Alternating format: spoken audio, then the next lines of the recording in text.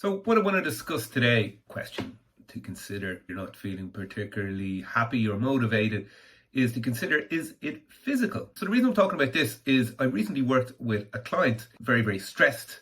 Her confidence was shot and her motivation was quite low.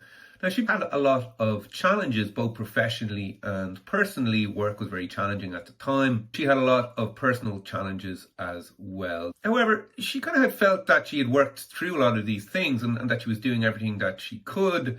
We talked about it for a while, but one of the things that came up, it just happened that she actually smoked quite a bit of marijuana. She smoked quite a bit of weed as a way to relax. And this she had actually started smoking a little bit more of late because of all these personal stresses and tragedies in order to try and relax. And it turned out when we discussed a bit further that her smoking a little bit every evening had meant that she wasn't doing things like exercising or doing other relaxation techniques. So one of the first things we tried, we worked on replacing the marijuana with other relaxation techniques. Pretty much immediately, 2 or 3 days, her whole mood changed. She felt much more optimistic, she felt much more energized, and her stress had reduced. And I suppose the point of this story is not to talk about weed or marijuana per se. I don't have anything particularly against that.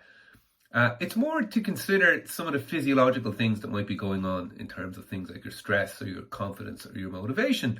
So I've worked with clients where we've just put in some simple cardio every day.